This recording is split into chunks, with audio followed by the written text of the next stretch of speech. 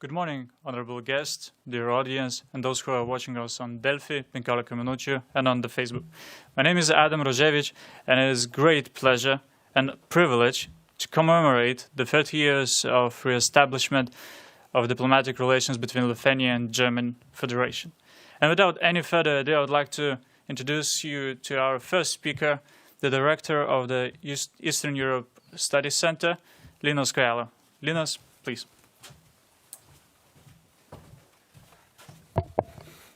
Your Excellency, Ambassador, chairpersons of Parliament, committees, dear ladies and gentlemen. Well, it's a great pleasure for us to host you here and to celebrate this big event, re-establishment of the relations between Lithuania and Germany. I think we are all proud what we've managed to achieve over the last 30 years.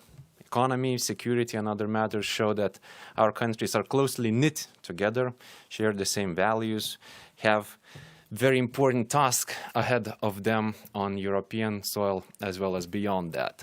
And I'm also very proud that our institution has revealed how deep those relationship links are also by looking at the research. For instance, just in 2020, we've had an opinion poll made, and we've asked our population in Lithuania which countries are the friendliest to you, to your perception, and to Lithuania as a whole. And around 90% of them told that Germany is a very friendly country, so that we have to deepen our cooperation even further. I think, again, this proves how deep the connections are. And I'm also happy that, again, this institution has been engaged with Germany on multiple areas.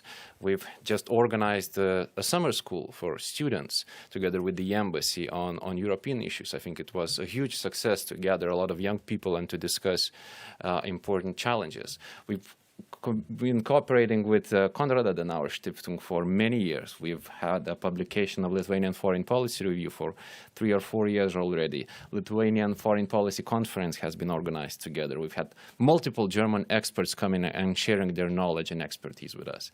And I think we'll have further tasks ahead, further cooperation areas to expand, and not without Germany's support, Lithuania's democracy will be even more strengthened.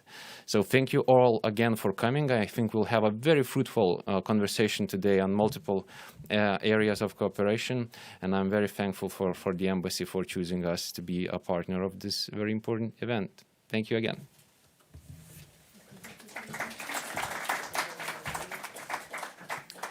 Thank you, dear Linas. And now we'd like to present you a trailer of a new documentary, 30 Years of German-Lithuanian Relations. The director is Dominykas Kubilius, and now we'll have a few moments just to watch the trailer.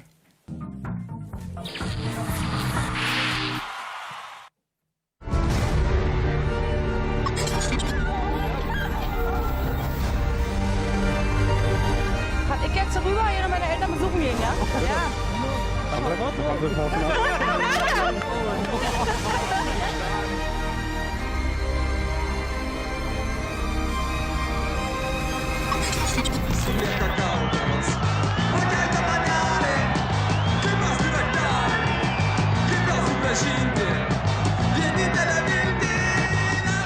Matote, dabartinė muzika atkeliauja, tai mes tai čia groja, o ir kartu važiuoja sąjūdis su juo.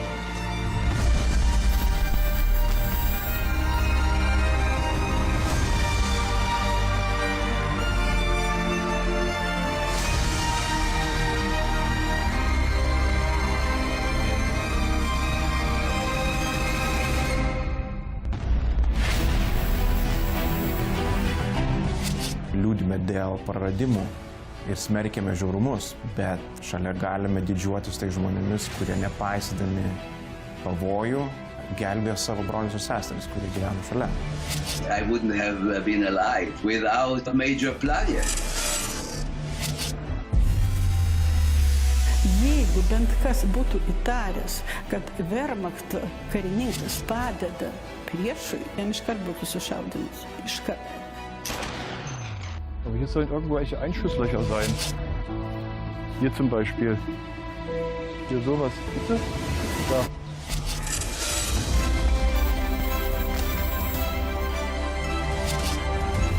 Aš dar vis Laikau jo meilės laiškus dėžutėj. Aš puikiai žinau, kad jisai tą laisvę irgi brangina, nes jisai irgi užaugęs to Rytų Vokietijai, kur jisai žino. Die Ostsee ist mein Homeland. Ir niekas galėjo įsivaizduoti, kad padalins miestą į dviejų pusės. Į tuos bandančius pabėgti buvo šaudoma ir nemažai žmonių buvo nušauta. Iš esmės tai buvo pasipriešinimas, žinant, kad tu eini tiesiai mirti. Die Körper, die Leiche einfach so in öffentliche Plätze gelassen und komm, du könntest nicht die Leute beerdigen. Was hier geschehen ist, also das haben wir alles so nicht gewusst.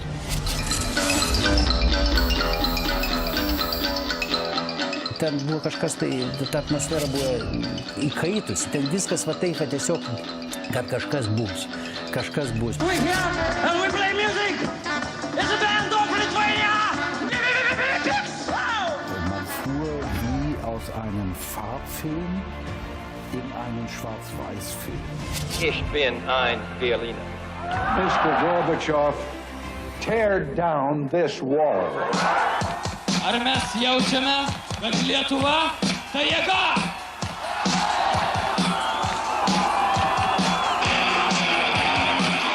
Roko muzika buvo labiausiai draudžiama. Šitas režimas laikė tai savo priešų ir bakteriją, kuri gali sunaikinti režimą. Taip ir atsitiko.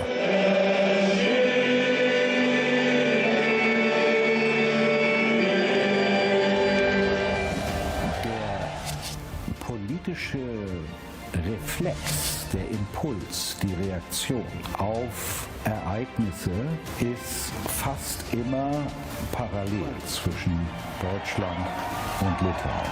Das ist eine halbe Revolution, was von gestern bis heute möglich war. Das ist Wahnsinn. Das ist Wahnsinn. Jeigu jūs padėsite per šitas duris, matysit Vokietijos kariuomenės vado dovanotą man šitą paveikslą, tai Brandenburgo vartus.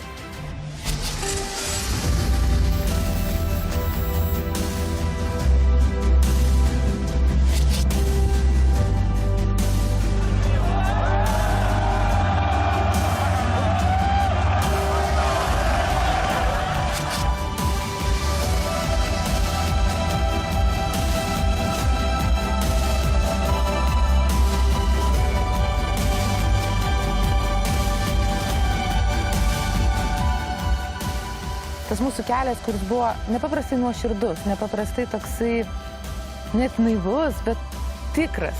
Jis tai yra labai universalus jausmas. Ir nesvarbu, kokiam pasaulio kampelėje tai vyktų, tai yra tai, ką mes gauname su motinos pienu, tą laisvės poreikį. Tegul meilė Lietuvos dega mūsų širdise, vardan tos Lietuvos vienybė težydi.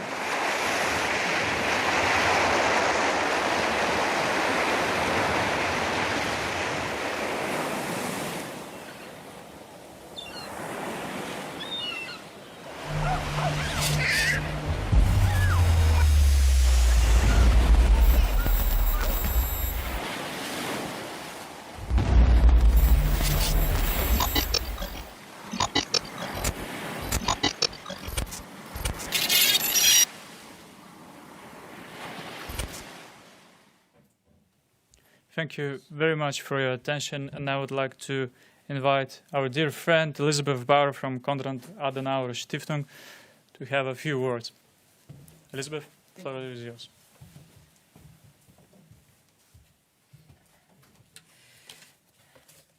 Excellency, members of Parliament, dear friends, dear colleagues, thank you for coming here, and I'm very much honored that I was asked to give a short comment on the trail on the one hand and some thoughts about Lithuania and Germany out of my position as I'm working over here in this area by now 6.5 years.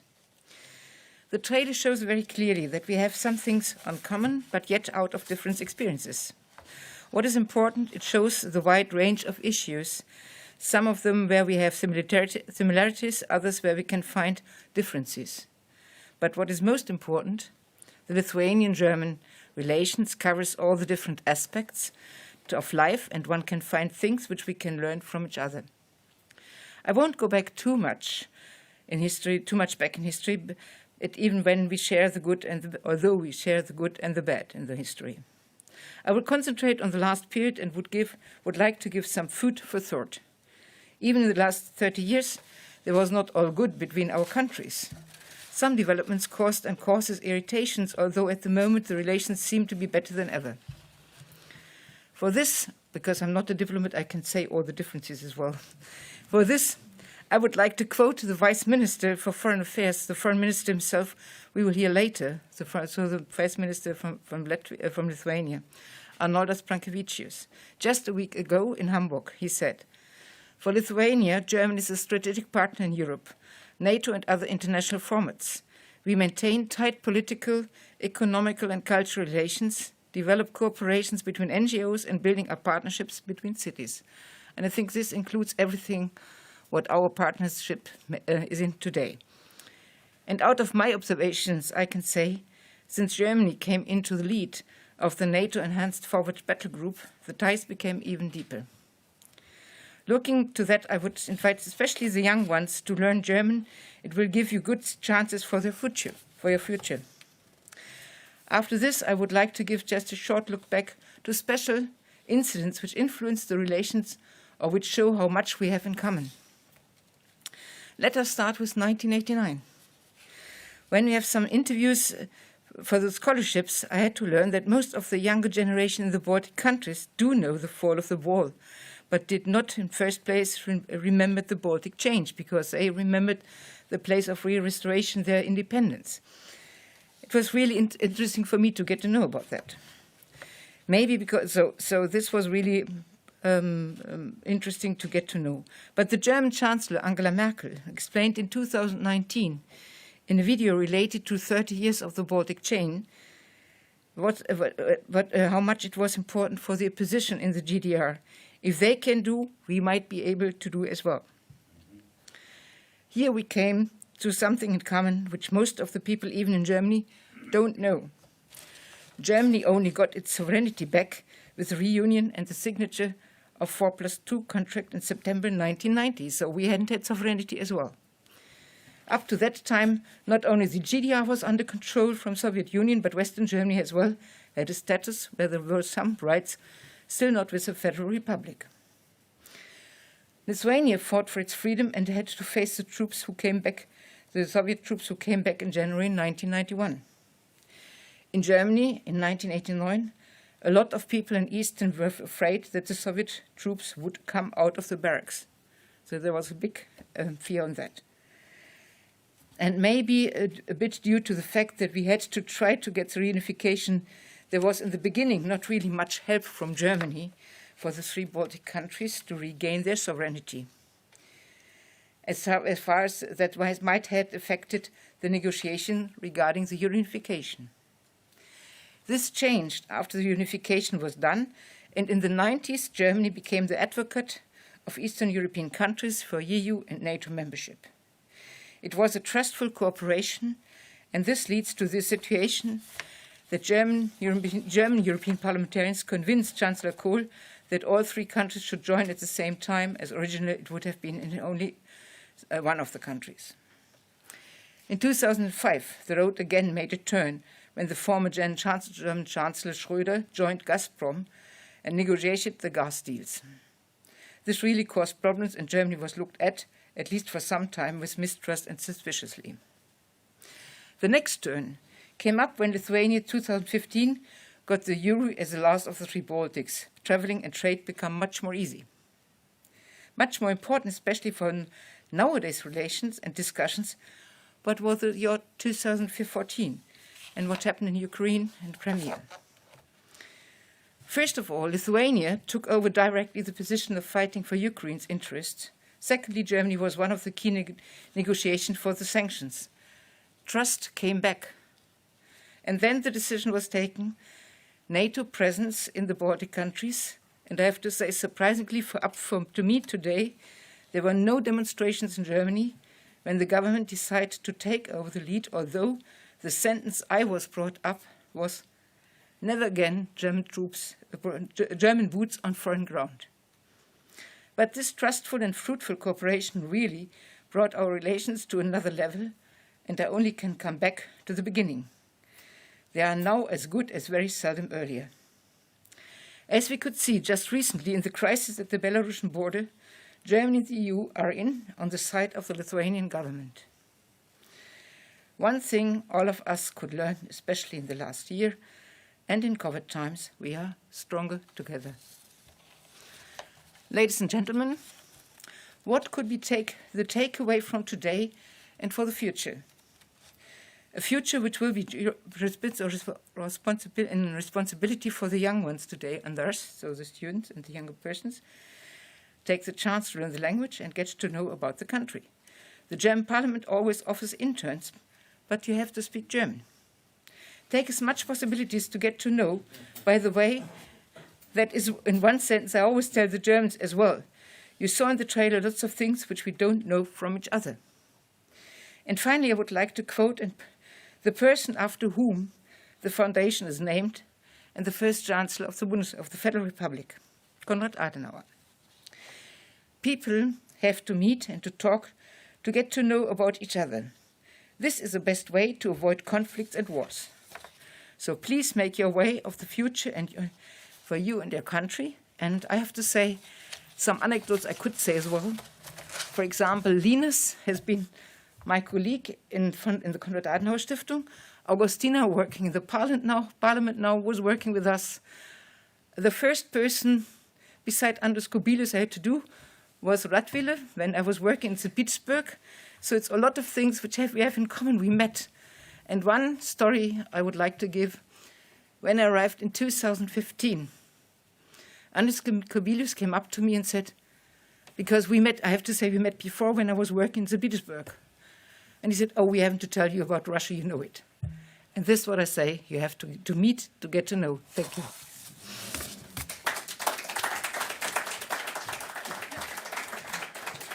Thank you very much, dear Elizabeth. And now it's my honor to invite His Excellency Ambassador Matthias Sonn.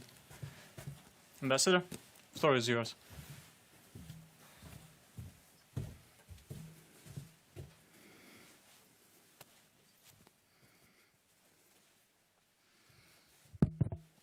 Ladies and gentlemen, dear friends, fellow hosts, fellow guests of this event. I always say you can most of the time learn something from Germany, and one thing you can learn today from Germany is it is not a good thing when the co-host is late. I apologize. We saw the trailer. We heard Elisabeth Bauer's excellent summary.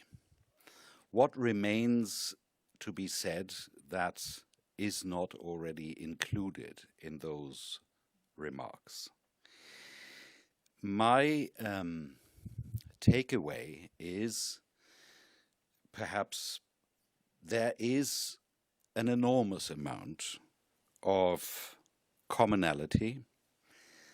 These 30 years started with an annus mirabilis. It started really in 1989, not in 1991.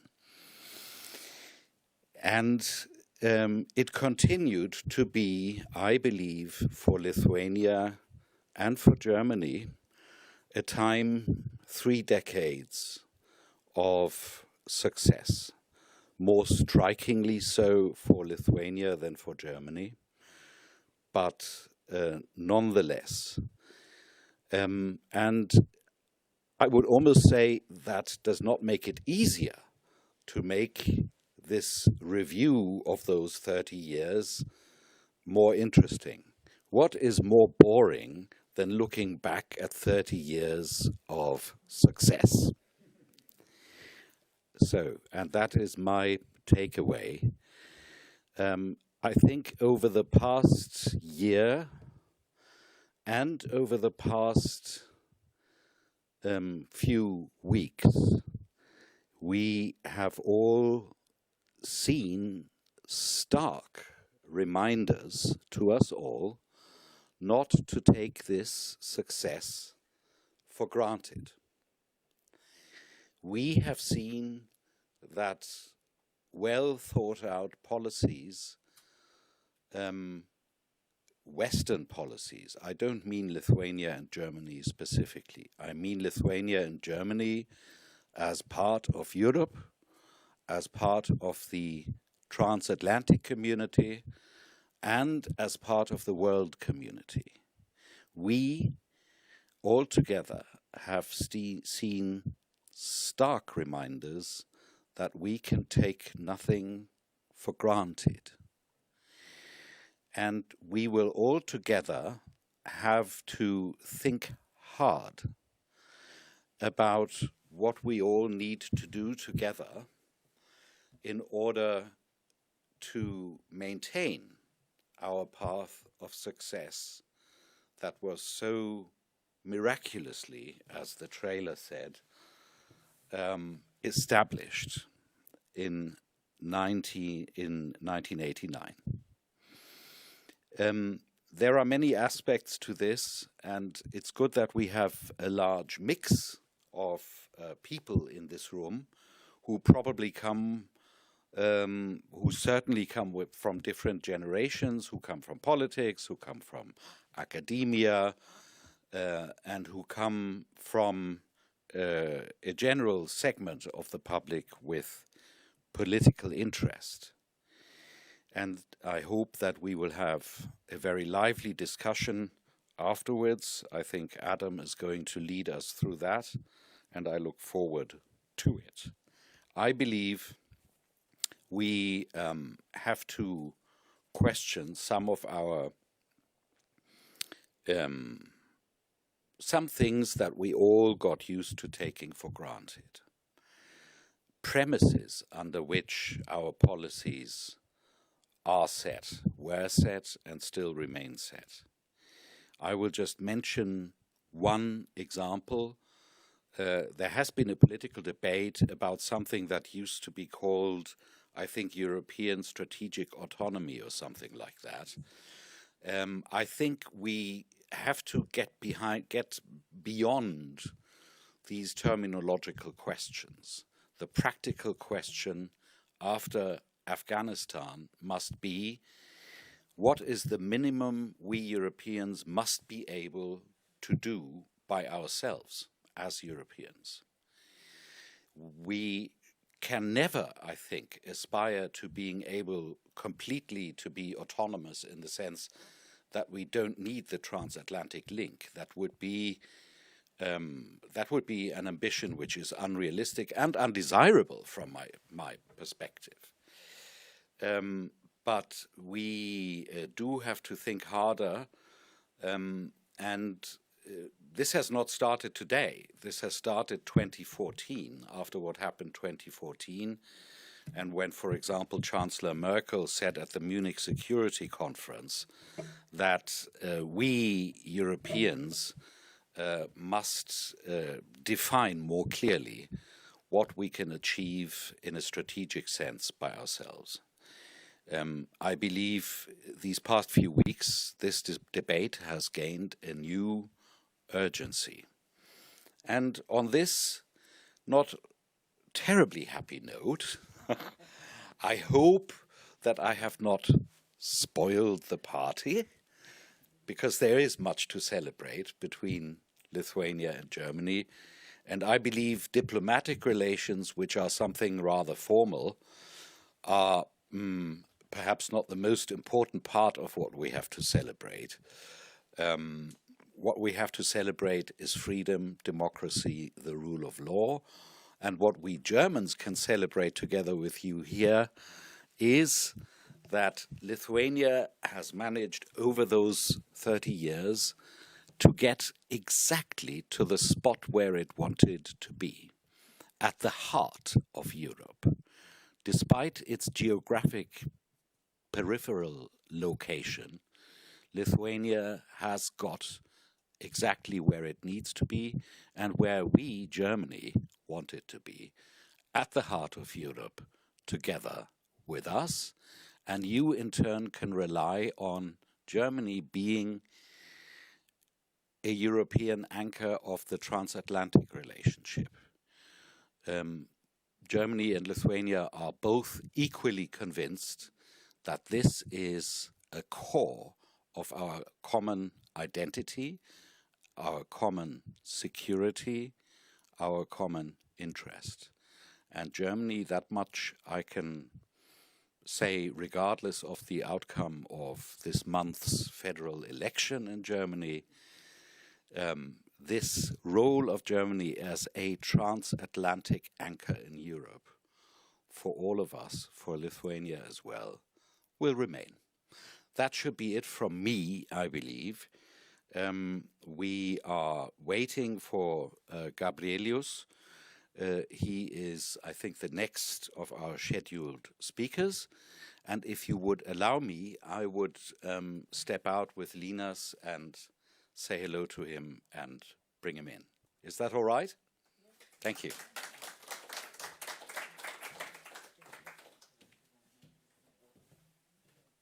Thank you very much, Ambassador. We have a few minutes break until the Honorable Minister arrives, and then we'll continue our panel. Thank you.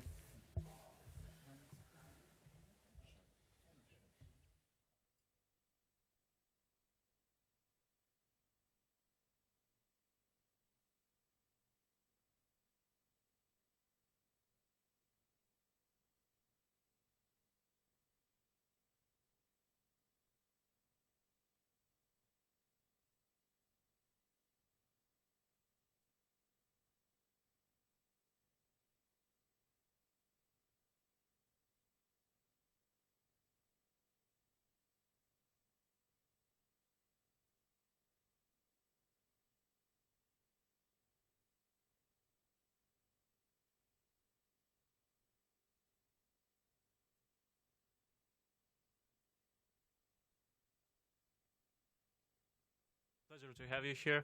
Floor is yours.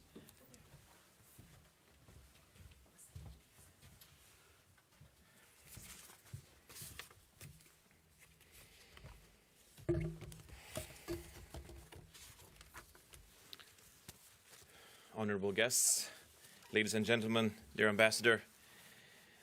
First of all, I would like to thank the German Embassy in Vilnius and Eastern European Studies Center for this nice initiative to commemorate this important occasion for our bilateral relations with Germany. 30 years ago, on August 28th, 1991, Lithuania and Germany re-established diplomatic relations. I'm happy to say that since the regaining of independence, we have always felt the support of Germany, be it economic reforms or European and Euro-Atlantic integration path. Germany has made a significant contribution to making us part of the European family once again, and we are truly grateful for that. Germany is a strategic partner of Lithuania in Europe, within the EU, NATO, and other international formats. Our cooperation is based on common values and interests.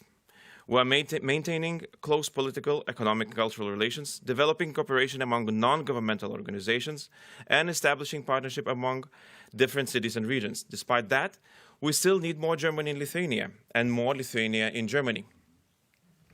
The ongoing political developments on the global scale, the increasing role of Germany in the EU and the international arena overall call for maintaining a continuous active political dialogue.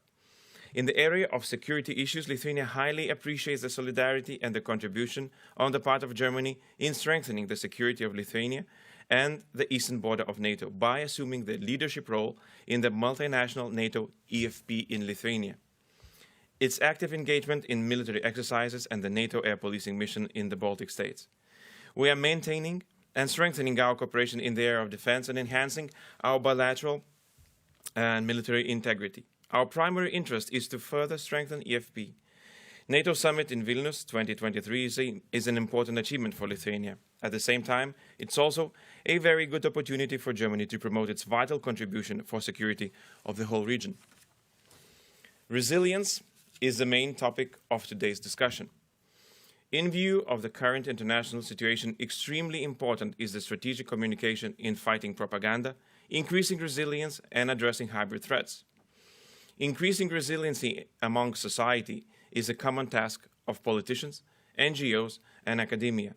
I am proud to say that we have several examples when non-governmental institutions successfully working in the field of debunking disinformation. It is clear that Europe is more resilient when more united. I also see further opportunities to increase our bilateral cooperation in this field. The quality of the relations between the states is perfectly evidenced by the successful economic cooperation between the countries. Germany remains one of the Lithuania's principal trading partners and is a major investor in the country. We believe our close and extremely important economic cooperation can be advanced even further. Lithuanian government is specially determined to support German-Lithuanian business cooperation in the development of high value-added products, cooperation between Lithuanian and Germany startups, and other business clusters working in the fields of technology, life science, fintech, and similar industries. Lithuania aims to become a significant country that develops, manufactures, and supplies innovative products. The most important advantages of investment in Lithuania are excellent infrastructure, good technical knowledge, educated, and qualified people. While many German investors already noted these advantages and chose Lithuania for their business expansion, I remain confident that many more will do so in coming years. Political and economic cooperation are very important elements of bilateral relations. However, not less important are cooperation between societies and people. It is like a cement, connecting different cooperation areas and making our relations stronger. Lithuanians in Germany and Germans in Lithuania are an important connecting link between the countries. We have several very nice examples. One of the greatest German writers of the 20th century, Thomas Mann, worked in Nida in the summers of 1930 and 1932. Klaipėda region cherishes historical close ties with Germany. Lithuanian Gymnasium in Hüttenfeld, established in Germany after the Second World War, became the home of many people who left Lithuania in the face of Soviet occupation. Here, I would like to praise the role of Lithuanian-German Forum, which contributes to closer ties among our societies. The Forum, established 16 years ago, consolidated existing traditions of communication while giving the new impetus and vitality. Though activities of the Forum during pandemic slowed down, we should revive and strengthen the format. We see good potential to broaden our bilateral cooperation in the field of culture and education. We are happy to observe that more children choose to learn German as the first foreign language at the school. Lithuania, like Germany, is a supporter of deeper European integration. Our main interest is to remain at the so-called core of the EU. We see Germany as one of the closest partners in the EU. Since our interests as regards to European integration are closely coincided, we see good potential of further strengthening our cooperation in this field. More integrated Europe is a stronger Europe. We believe that unity and solidarity should be the keywords when we speak about the European Union. History shows that we are so much stronger when we are united. When Europe speaks with one voice, there is less room for the third countries to use divide and conquer or divide and rule policy against us. With the change of the US administration and its return to global arena, we should use this momentum and strengthen transatlantic bonds that were formed after the Second World War. EU is a union of values. Therefore, we should remain firm and loud when human rights are violated, when people in our neighborhood and all over the globe are oppressed. It is very important to keep our unity and firm stand as regards to EU relations with Russia and Belarus. Annexation of foreign territories, conducting hybrid and cyber attacks, spreading disinformation and lies, falsification of history cannot be tolerated. States responsible for that should bear the consequences. EU's ability to agree on sanctions against Russia and Belarus is a big achievement. At the same time, we should support those fighting for democracy and freedom of choice. We should stand with the civil society of Belarus. We should help Ukraine in reform process. We should keep our promises and deliver for countries of Western Balkans seeking EU's membership. Lithuania is always a big supporter of EU Eastern Partnership policy. We believe that creating the wider area of democracy and prosperity in our neighborhood is our common interest. At the same time, it is an important factor for our security. Lithuania and the whole EU recently has faced unprecedented hybrid attack when foreign migrants were used as a tool to destabilize situation in the EU countries. It was a clear act of revenge for our firm stance on Lukashenko regime. We're grateful for Germany and other EU member states for humanitarian and technical support to cope with this crisis. It seems that for the moment situation has been stabilized. Nevertheless, situation in Afghanistan, approaching Zapad military exercises and turbulent geopolitical situation in general does not allow us to relax. We should learn the lessons. We face new challenges that we can only respond with a concerted effort. EU migration policy needs a revision, taking into consideration the fact that migration could be used as an element of the hybrid warfare. Strengthening of the EU external borders is an important factor to prevent the crisis of this kind in the future. Today, our eyes are on Afghanistan. We should look very closely and judge Taliban by its deeds. One of our major tasks was to evacuate those Afghanis and their families who worked with us during the ISAF mission. And we are very grateful for Germany's assistance to transport our evacuation team to Kabul. I am happy to say that the evacuation mission was successfully completed. However, main challenge in the future might be another wave of migrants that could reach not only Lithuania, but other EU countries as well. Last but not least, we must be frank and we must have a frank and open discussion on China, which does not play according to the rules. We see that China is shifting from a cooperation partner that we are used to see to a systemic rival or even a security threat. Its assertive worldwide policies, including the breach of international obligations, human rights violations, cyber attacks, disinformation campaigns, as well as military buildup in the South China Sea, require coherent and credible response.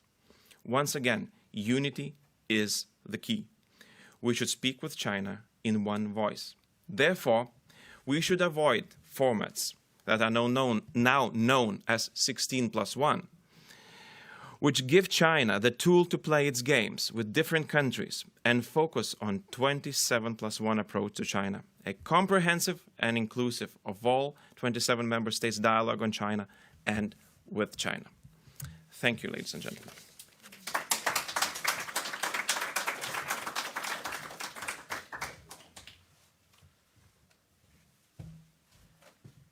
Thank you, dear Minister. Right now, I'd like to invite dear Radvilė Morkūnaitė Mikulėnienė to have a few words about Lithuania and German partnership.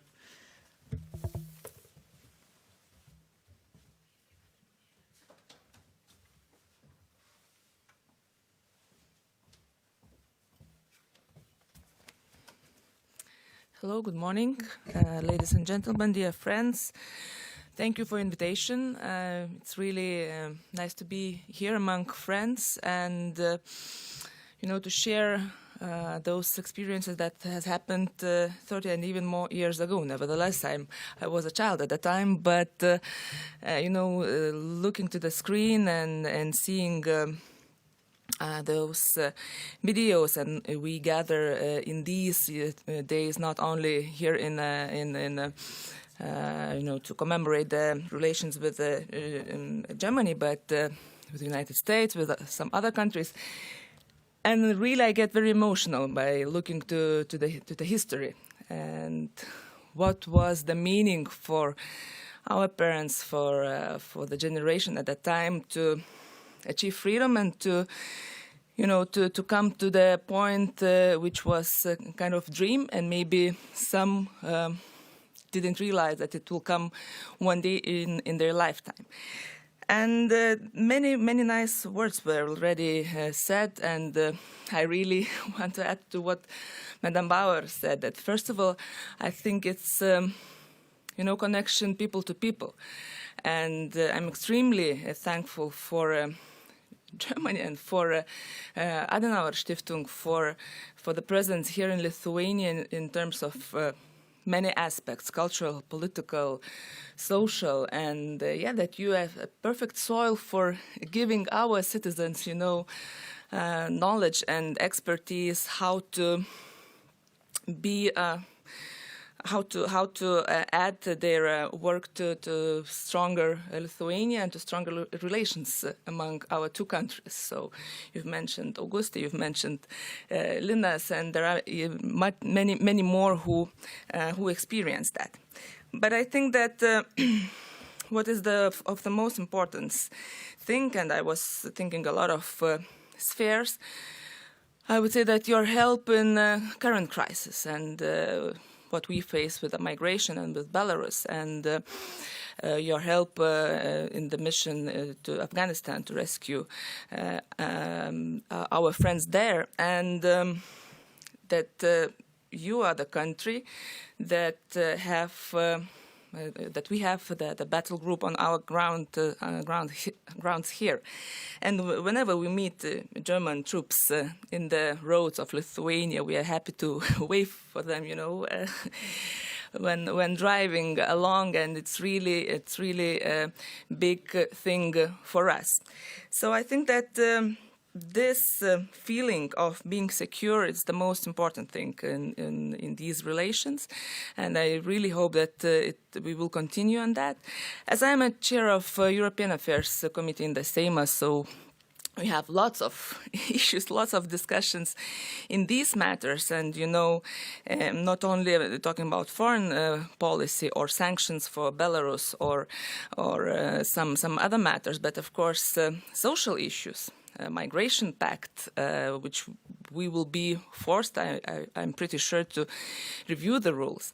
The many other things related to financial issues, and you know, and the constant discussion: do we need more Europe or do we need less Europe? Do we need to possibly change some treaties, or it is okay as it is?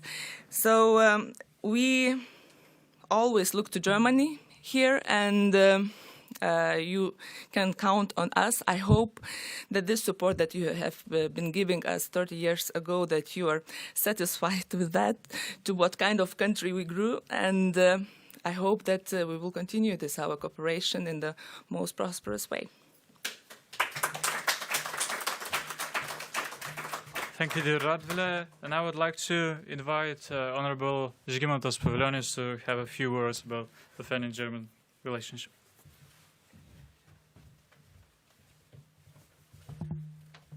Thank you so much. Well, it will be difficult to say something more than Gabrielius or Radvile or Ambassador told about our relations, but maybe a few personal remarks.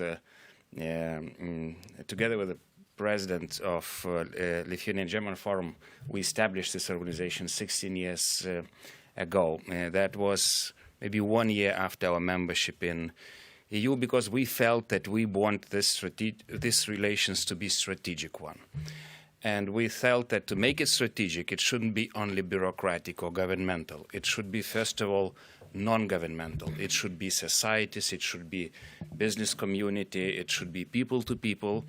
And it was not so evident then in 2005. And we achieved really a lot, and a lot was already mentioned. In economy, we are big right now, and AHK made really a lot in this area. In military, security aspects are also great. Politically, I could also confess I'm one of the products of Konrad Adenauer Stiftung as well. From '92, actually, CAS invested into me.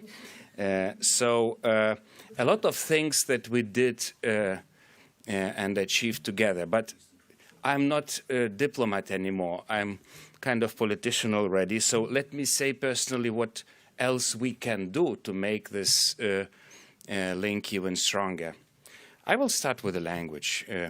I'm learning German language, I think, for 10 years in different locations and different capitals. But I think, honestly, we could do more to learn it in our schools from Lithuanian side, but maybe also German government should do a bit more to promote the language through its embassies or Goethe institutes, as French and our British friends are doing. It is important for our military, it's important for our businessmen, it's important for people-to-people contacts, because this is the basics from which we start.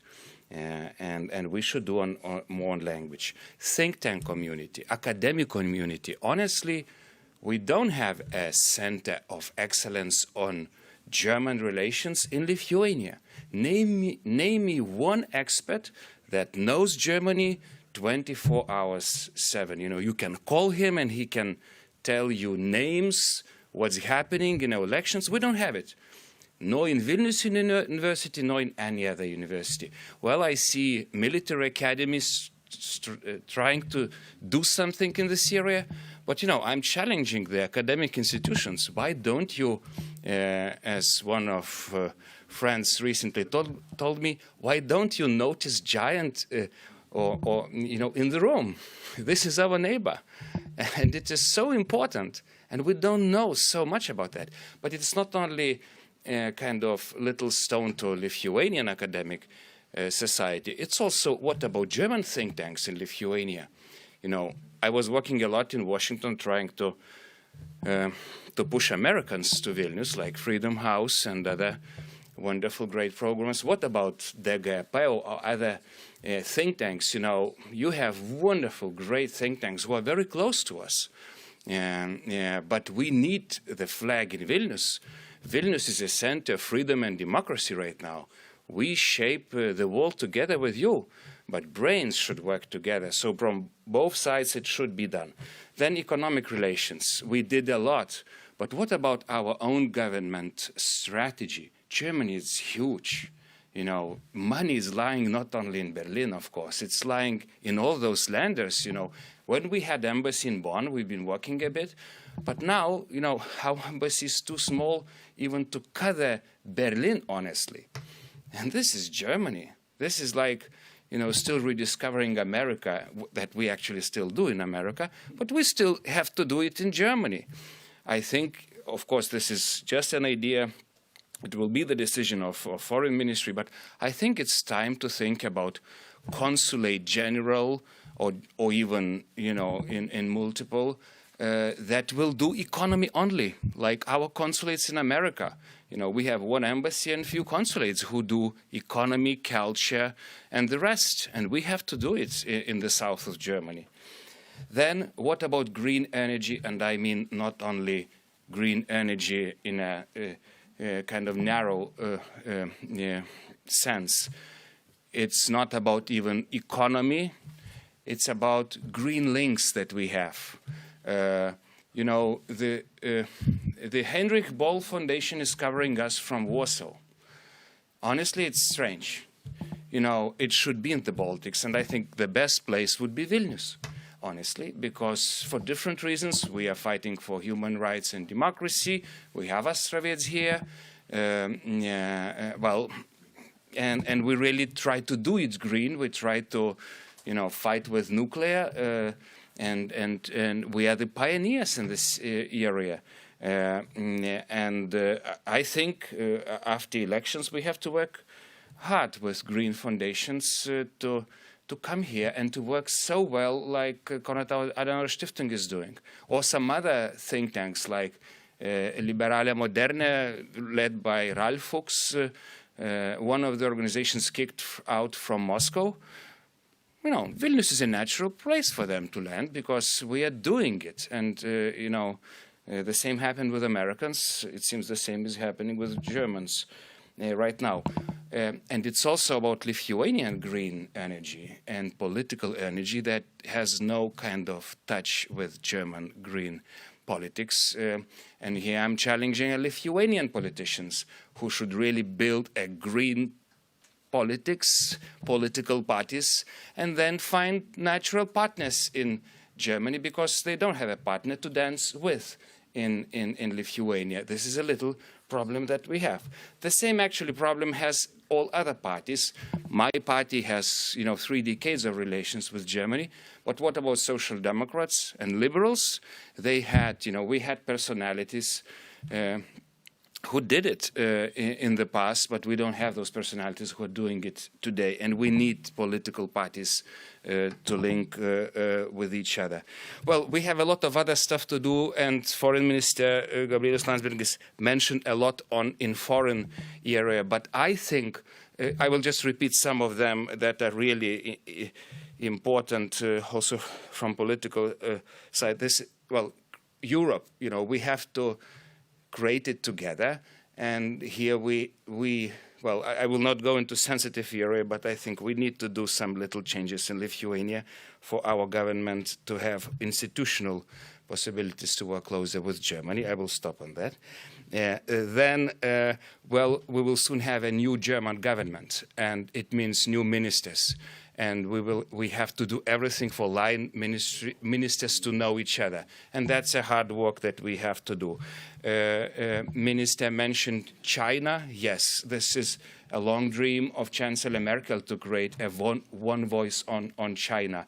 Leipzig summit didn't happen, and maybe we can do it with a new government. America, yes, and economic relations mostly. It was Lithuania and Germany and some other countries fighting for deep free trade with America, and maybe we can still do it with Biden administration.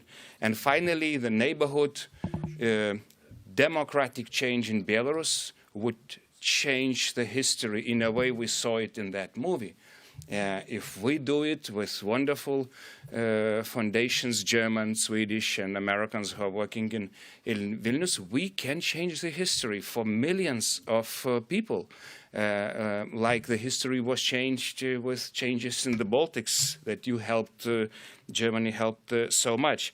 And then, well, let's be honest, we will fight for EU and NATO enlargement to Ukraine, Moldova, and Georgia.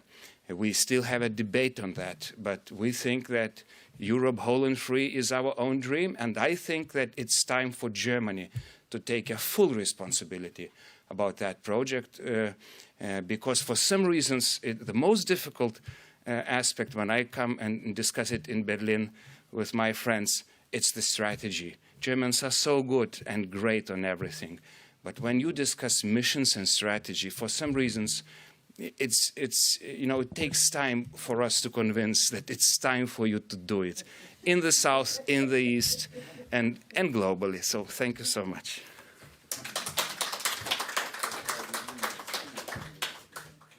Thank you, dear Žygimantas. And now time has come for our discussion. So it is my honor to invite Aurimas Švedas, Dr. Aurimas Švedas, who will represent us a more of a historical perspective about Lithuanian and German relations.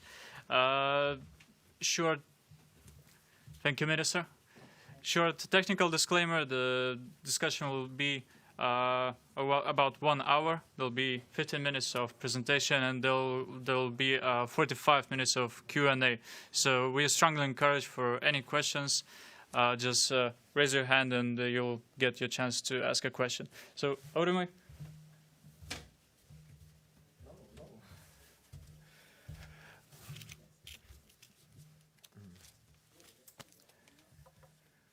Well, I feel more comfortable here, if you don't mind. Well, Ambassador Matthias Sonn, Parliament members, honorable guests, it's a great honor for me to be here to share my ideas with you.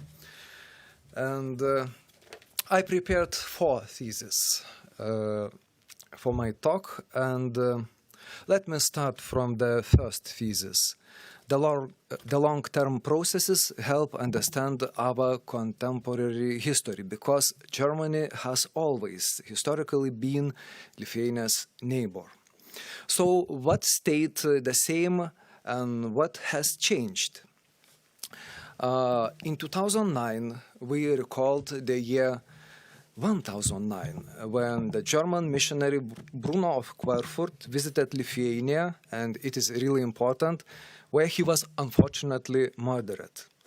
So Lithuania entered history thanks to this German missionary, where Lithuania existed for over 1,000 years.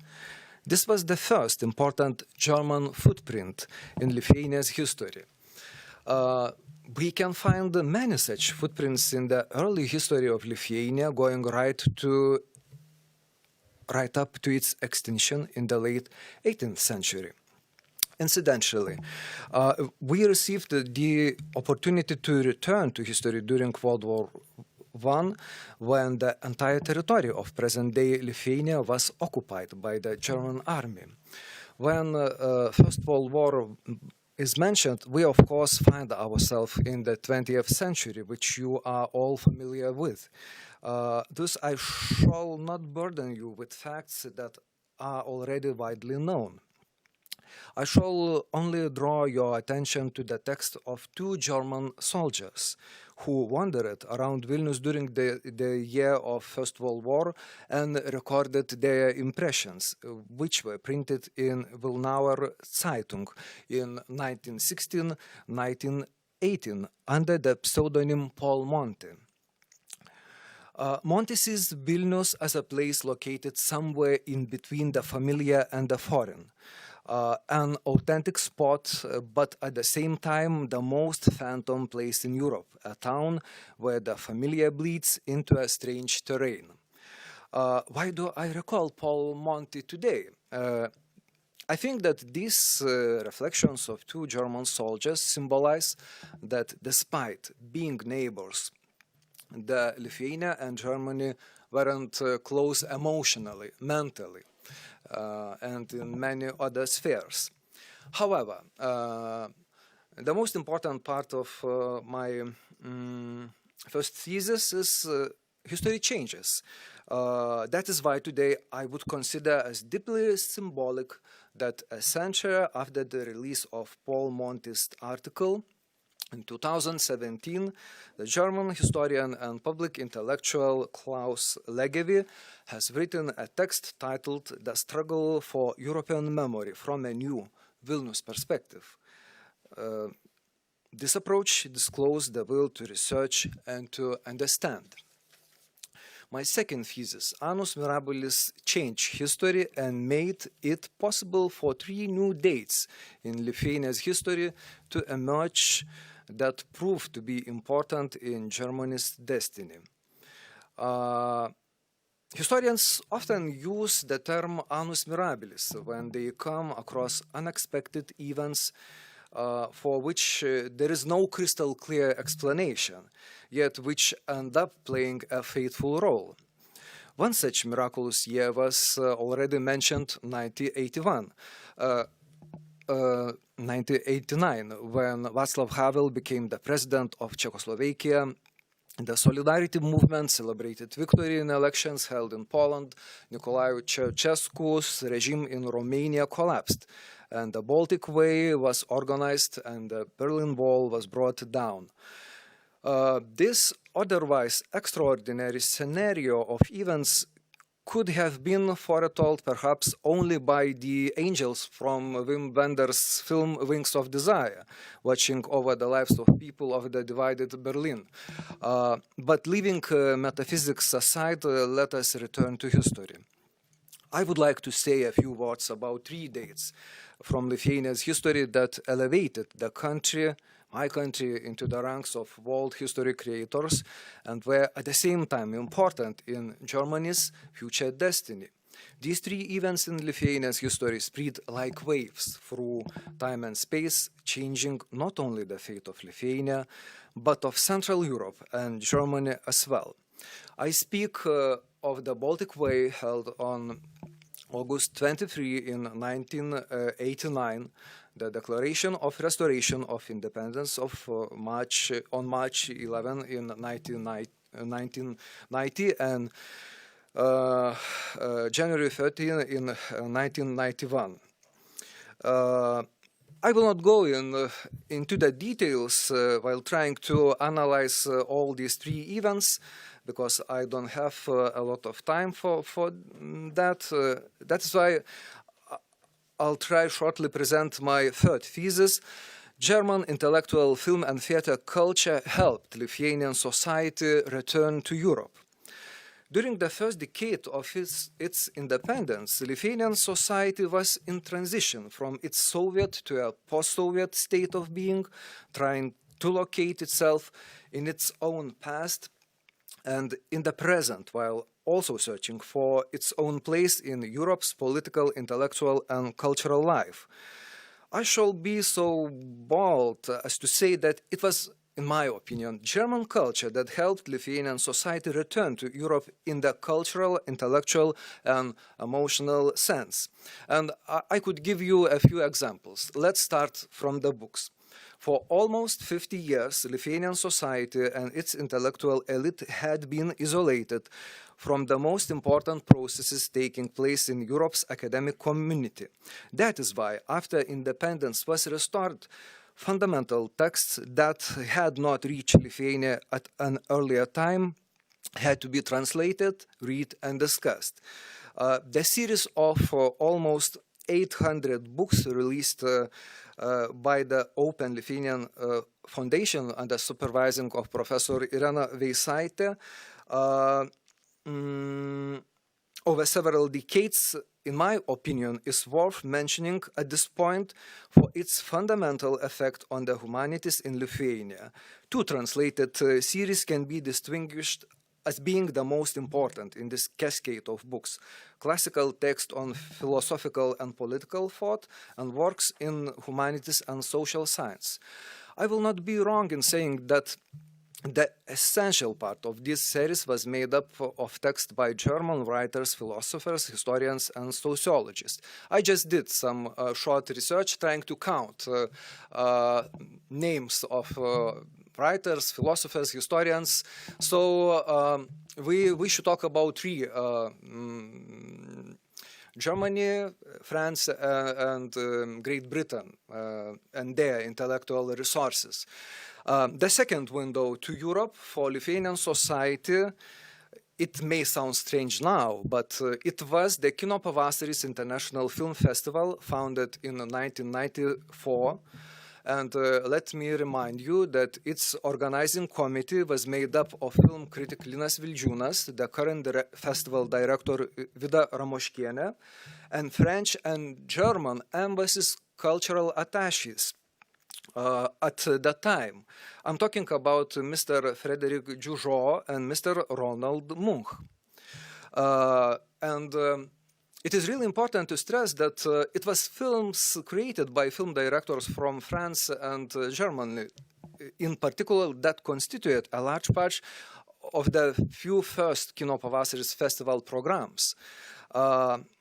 And one more thing, in 2000, German director Werner Herzog was a special guest at the festival, where a retrospective of his films was screened. It was a really important cultural event when we are talking about these times. And his newfound interest in Lithuania meant that Werner Herzog returned after a year to shoot part of his film Invincible in Užupis, Vilnius. Let me say a few words about third window to Europe. And this window, in my opinion, would be the Life, Sirenos, and New Drama Action Theatre Festivals. Life, the first international theatre festival to be held in Lithuania and brought European theatre gems to the country, such plays by Ingmar Bergman or Peter Brook and other eminent directors. Lithuanian theatre community was no doubt astonished by Swiss director Christoph Martaler's play Kill the European, Kill Him Off, staged in Germany in 1993. And why do I mention this play? I talked before my presentation with Lithuanian theatre critics. I also did short research, and according to them, because of its artistic language, revealed very important shifts that began in 1992 and were continuing at the time in German theatre, which theatre researchers today identify using the post-dramatic theatre concept. The most important phenomena in German theatre during 30 years of independence were shown as part of the Sirenos and New Drama Action Festivals and the Gaida Contemporary Music Forum, changing Lithuanian society's understanding of what theatre is in the 21st century. And the final accent I would like to mention when speaking about the significance of German intellectual film and theatre culture for us is a unique cultural phenomenon born in Lithuania. If I would have to describe the two Lithuanian locations which bear the most fundamental association with European culture, they would have to be Vilnius City and Vilnius University, of course, and another place, Nida, with the house of German writer Thomas Mann. The Thomas Mann Cultural Center was established in 1995. Its founders not only sought to analyze the creative legacy of writer Thomas Mann and his family, but to also spread humanistic ideas in Lithuania and through the whole Baltic region. In due course, the Thomas Mann Cultural Center started to organize the Thomas Mann Festival, which this year marked its 25th anniversary. And one of the most important missions of this festival, in my view, is to serve as a constant reminder that Lithuania is in Europe, and likewise the Europe is in Lithuania. And this is a crucial and deep bond. And I shall close my fragmented review of the influence of German culture on Lithuanian society with a statement that is likely to come as a surprise. The Lithuanian cultural community, answering the question regarding the timing of the fundamental shift when we feel like fully fledged members of the European community and co-creators of Lithuanian culture, would not necessarily be 2004, when Lithuania became a EU member, but 2002. This was the year when Lithuania was chosen to be a guest of honor at the most important event of its kind in Europe, the Frankfurt Book Fair. And my last, the fourth thesis, being EU members, Lithuania and Germany share their sovereignty.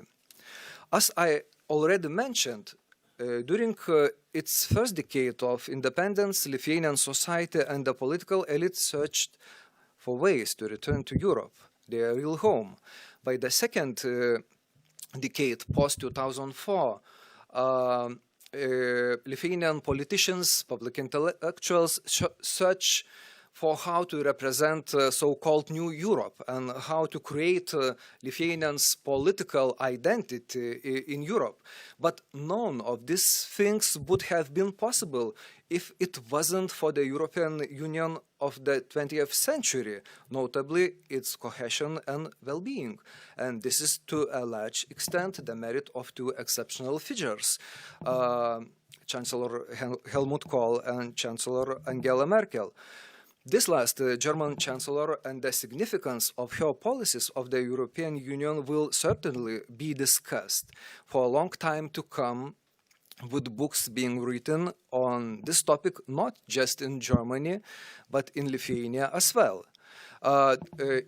It is really important symbolically in other meanings also that Merkel's tenure basically coincided with all 17 years of Lithuanian membership in the European Union.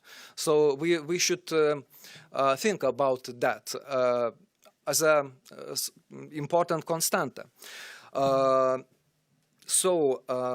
can be said about the importance of the Merkel factor in the development of the Lithuanian society? We don't have yet subtle, sophisticated analysis so to a certain extent, I only would like to share a few ideas. Don't be mad if I be wrong. So, first of all, there was 2007 when Lithuania joined the Schengen zone. Then 2015 when Lithuania joined the Eurozone, and 2017 when Germany decided to command the international NATO battalion in Lithuania. Now the time has come for the final conclusion of this presentation. Today I have already stated that Germany has always historically been Lithuania's neighbor, but these emotional, intellectual and other links weren't really strong. And now it is an ally. And this is a fundamental shift from a neighbor, which is not emotionally close, to an ally, which we respect and we understand that we are doing something together. And one more crucial important thing. Being part of the EU, we share our sovereignty, the most precious thing each state has. And this is why a strong, secure, and flourishing Germany means a strong, secure, and flourishing Lithuania. Likewise, the processes taking place in Lithuania influence Germany. Of course, there is a degree of asymmetry in power, but that is natural. The responsibility and burden of the larger and stronger states is always greater. In the European community of today, 7 crisis flashpoints exist: immigration, terrorism, the rise of populism, the inability of the EU elite to offer a more appealing vision for the community's future, the challenges posed by so-called state spoilers, such as Russia and China, the trauma of Brexit, and, of course, COVID-19. These are serious and complicated challenges, yet we shall overcome them together. Thank you very much.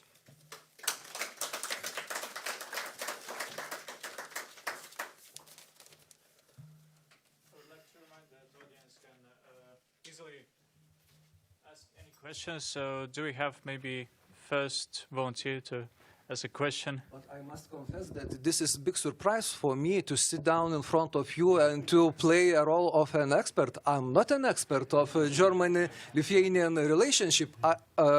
Moreover, I can say one thing. When we are talking about history and geopolitics, Germany is like big but invisible elephant in the room, because we don't have solid studies or monographies which were written by Lithuanian political scientists or historians trying to rethink 30 years of our relationships. That is why probably I don't have much to say for you. Do we have a question? So maybe I'll start first, reflecting upon those 30 years of cooperation, last 30 years.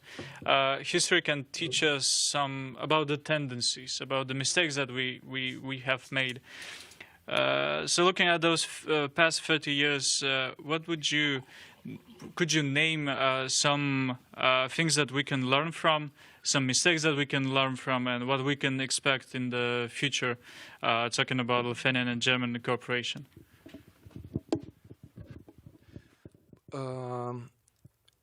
I could share only my personal impression.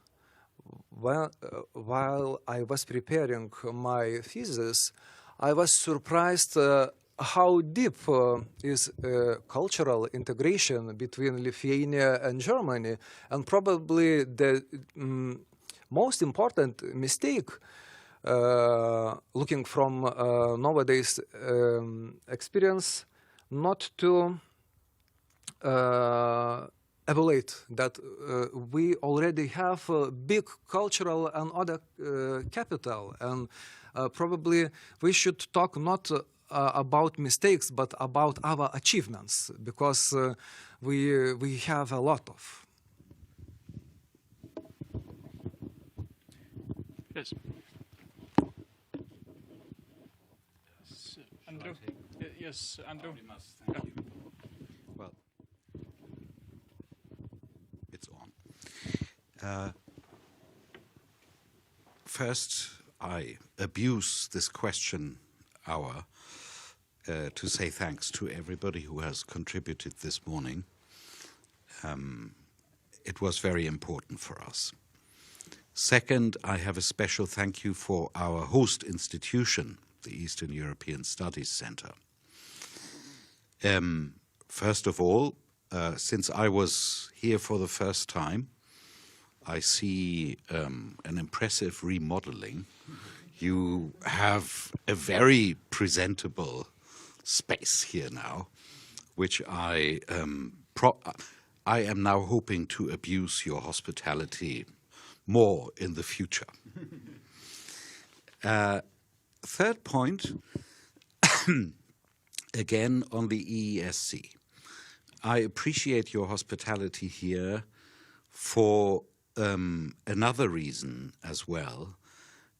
I know that the EESC has sometimes been a little impatient with German foreign policy.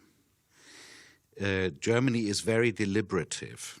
It is a very consensus-oriented political system. That is why decisions often are slower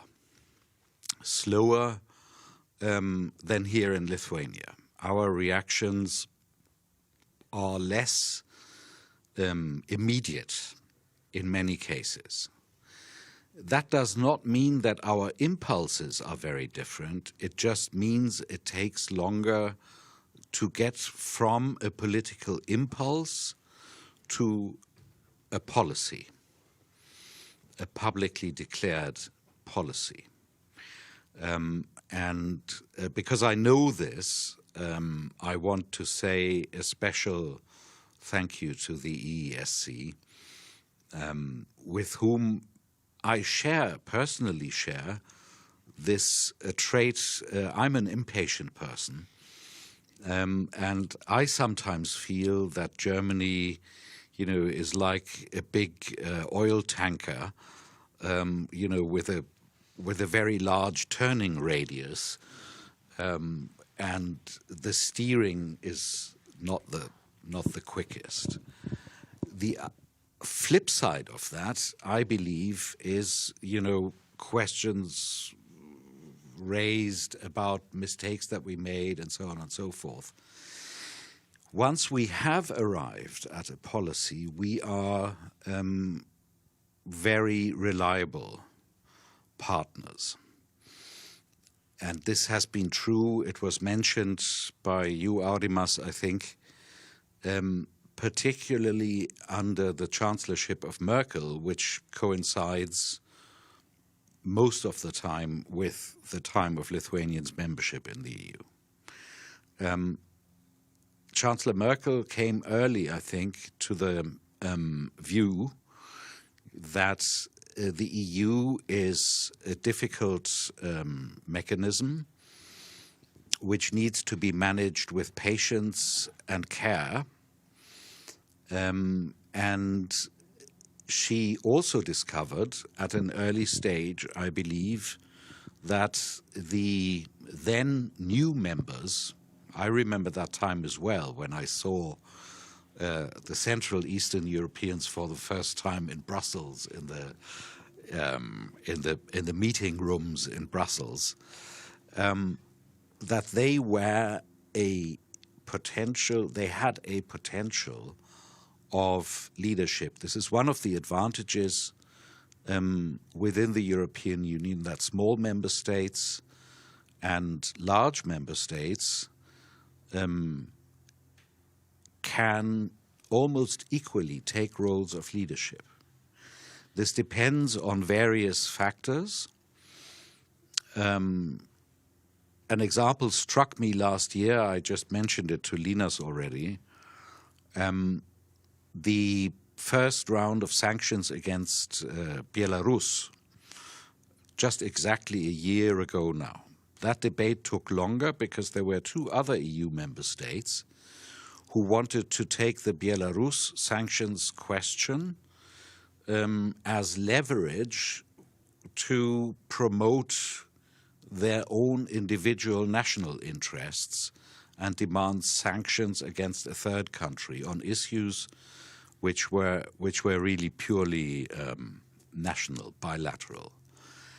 And it took a few weeks, but I think this example showed to me, at least, in the analysis, that in Brussels, partners can distinguish very well if a member state is taking a leadership role based on European principles and standing up for our common positions, values, or whether a member state is trying to use the Union, the European Union, as leverage for its own individual purposes. This is how it works, and I want to come back once again to closeness. I think, psychologically speaking, Lithuanians and Germans have one thing in common. They value reliability very highly. They don't like surprises particularly. And you could always say, you know, with a Latin spirit, well, we lack flexibility, we are all a bit, you know, sort of a bit stubborn. But I think this is something that unites Germany and Lithuania. It's a psychological predisposition to prefer predictability over flexibility, with all its advantages, but also the disadvantages. I think I have already talked perhaps much too long. I will therefore end this now, but would like to raise a question for everybody in the room.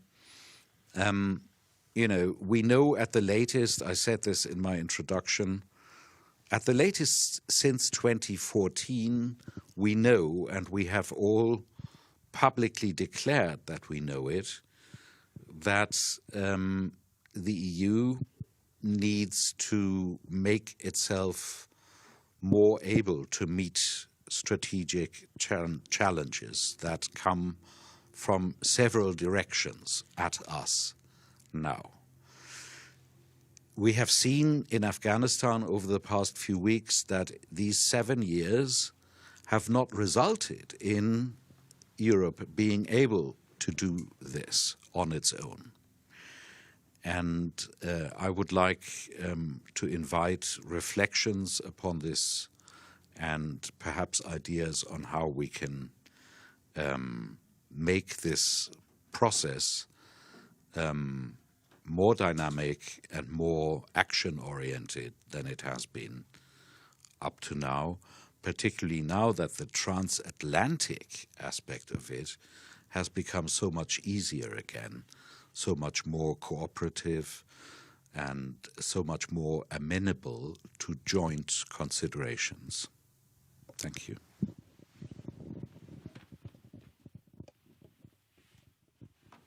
Would we have any more remarks from the audience or any questions? Yeah, just maybe a small remark. Ambassador, thank you very much for your kind words. And I think, yes, we are working on a very big project together now, the European project. And it's very important to emphasize how important Germany was in our path to the European Union. And I've been working on a book a couple of years ago on Lithuania and Europe, and we obviously touched upon the phase of integration. Basically, since we've restored our independence in 1990, the goal was clear. We have to come back to Europe. We have never left Europe, actually. We were just divided in two halves, and we're eager to be among the family of democracies. And history also played a part. I think Germany was the first, or at least among the first nations, to recognize Lithuania in 1918 as a new political entity, as an independent, the first one, exactly, yeah. So it was also very important for a young country which regained independence at that time and had to regain it again in 1990. And then we had to have friends in Europe who would understand our eagerness to be again in that family of democracies, and Germany was among them. Germany really led our political leaders at that time, educated, as Mr. Paviljonis said, future political leaders, engaged in networking, which really enabled us to get familiar with corridors of Brussels and of other European capitals.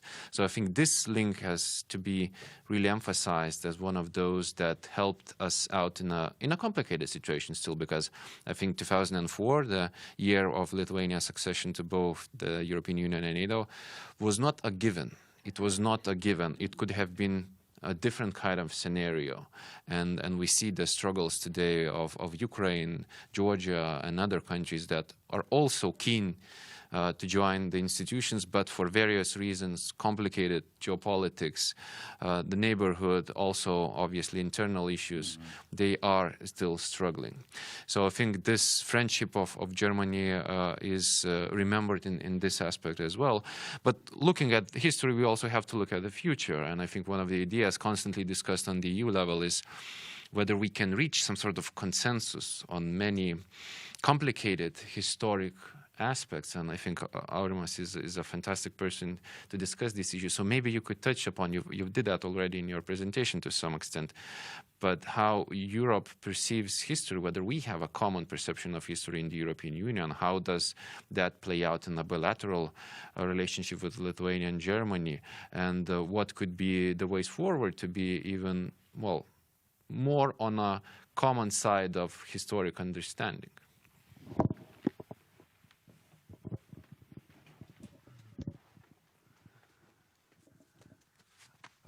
Linas, thank you very much for a really interesting and extremely difficult question. Of course, there are a lot of discussions among not only politicians, but also public intellectuals and historians.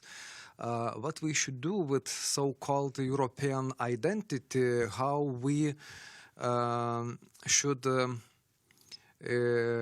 analyze that or fill with some kind of narrative that concept, and usually it is as I already mentioned, extremely difficult question. But I think that German intellectuals gave us a few really important suggestions. I have already mentioned Professor Klaus Legevi, and now I would like to remind for the audience this professor's concept about 7 circles of European memory, and that theory probably the most important when we are talking about integration societies from Portugal to Lithuania, from I don't know, Norway to Estonia, and this professor suggested, in my opinion, probably the most important concept, how to create a list of the most important ideas, values, which unite all continent. And Professor Klaus Legevi suggested formula how to say that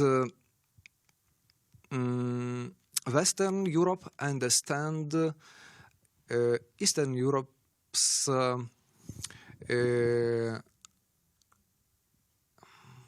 how to express that really subtle issue, need to talk about Soviet experience. So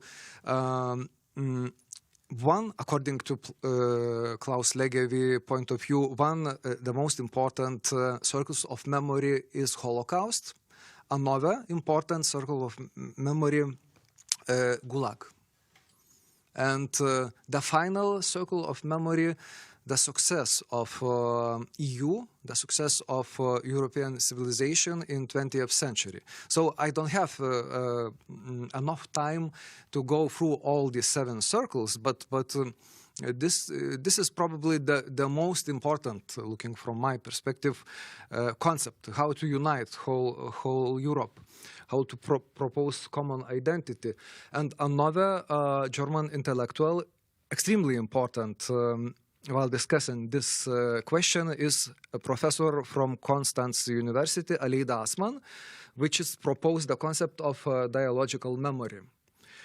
Because when we are talking about history and memory, usually we talk about the most important things which are related with our identity. And when other people don't understand us, it hurts us. And then we start fighting. Professor Aleida Assmann probably the best expert on these issues, and she suggested that sometimes different communities of memory have an opportunity to avoid memory wars. But we should know the rules of dialogue between different memory communities. So Klaus Legevi and Alida Asman proposed really important things. Yes, I see that we have a question. Coming back just directly to that point, where would you see the role of Lithuania in this conception of a common European remembrance or memory? And thank you for the presentation besides.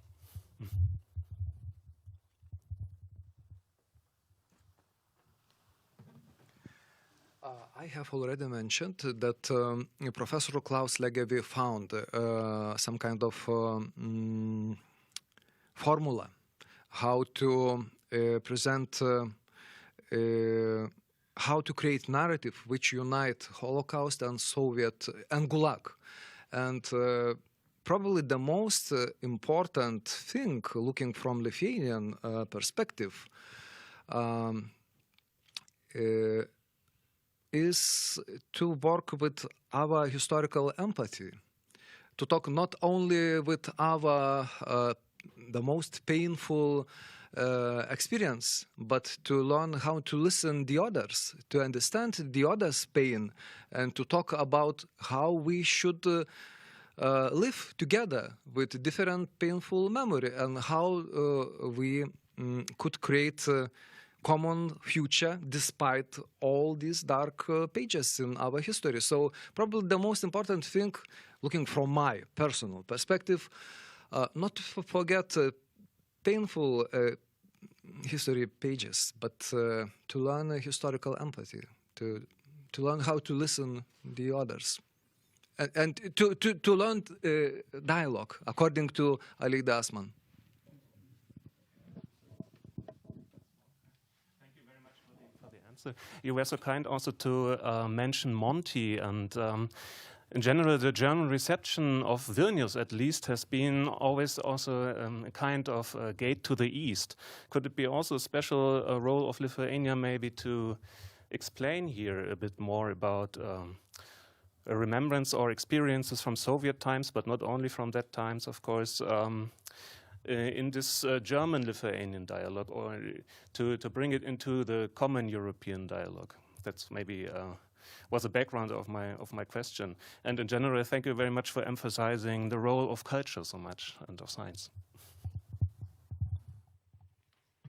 I am a cultural historian, so it was unavoidable that I am going to speak about the culture, because I strongly believe that the emotions is an extremely important thing when we are talking about ability to live together.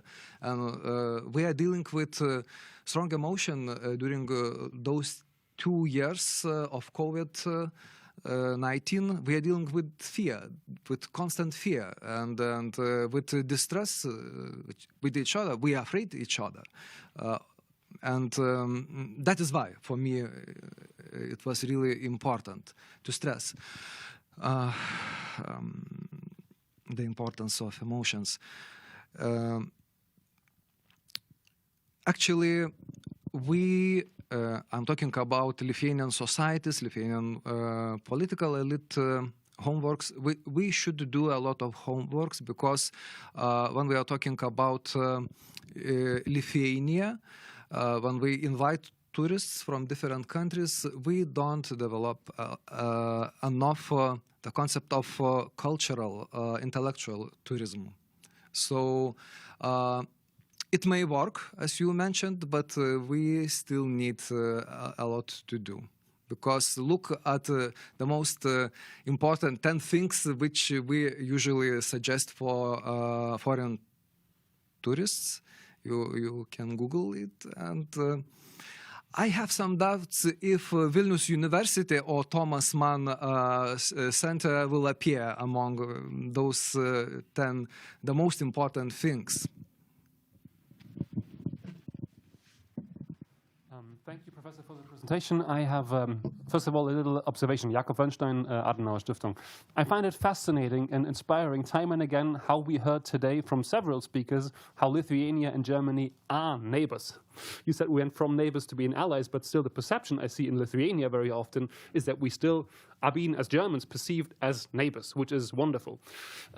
You mentioned how back in the time of the First World War, German soldiers coming to Lithuania, to Vilnius, were overwhelmed by everything being strange. And you mentioned how when we were still geographically neighbors, there was little that we knew about each other. Could you maybe elaborate a bit more how that was in terms of, was it more the Germans not knowing about Lithuania, or did it go both ways? Did the Lithuanians also not know about Germany, and what role maybe the Lithuanian minority in Prussia played at the time, because it was a substantial minority of more than 100,000 people?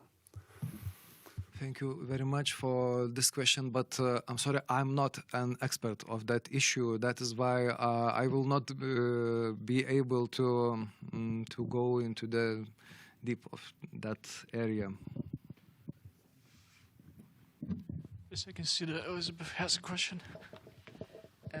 I'd like to go back a bit on the topic of the culture part and remembrance part, because we now have the European Day of Remembrance, and in that day we try to think about both parts of a shadow in our history, about Holocaust and Gulag.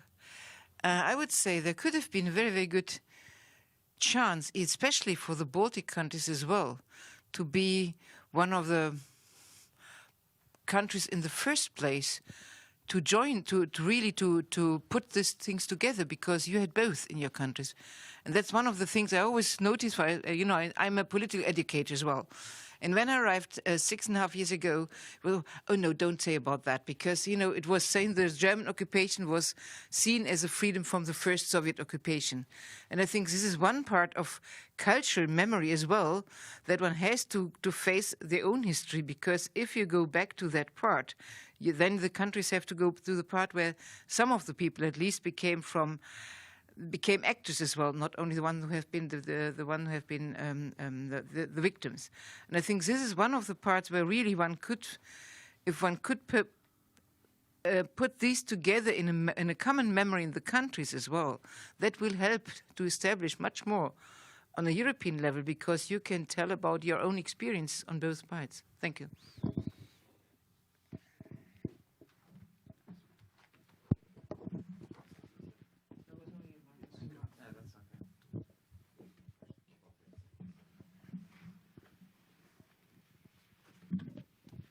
Thank you for your remark. I completely agree with you. Yeah, just would like to use that opportunity to challenge again the academic society. It's nice to have events like this after 30 years of relations. But what about this question that I think 2 or 3 people mentioned in that room? We have, elephant in the room, but we actually don't know him. And we are asking Germans to understand us, to follow us, to build strategies in a way we see it, but we don't know them. So which institution, academic institution or think tank, starting from Eastern Europe Studies Center, Vilnius University, anyone can really build that German expertise in Lithuania? And for example, in 1 year to celebrate it finally, that we would have a person to whom I or anyone could call in the middle of the night and ask, what's happening in Germany now? What shall we predict? Who will be the next chancellor or foreign minister? I don't know. Yeah, but I would love to have that person in Lithuania. That would save a lot of money and efforts and so on. So who is taking that challenge? Linas Kojala, can I challenge you? Was it a challenge? Yeah, for me. Well, yeah, I fully agree. We have to develop our expertise and not only of Germany, but of many other topics. And I think that's the mantle that we will take in the future, working obviously together with all of the partners that we already have, with Konrad Adenauer Stiftung, with SVP and other think tanks in Germany. Many areas to develop still.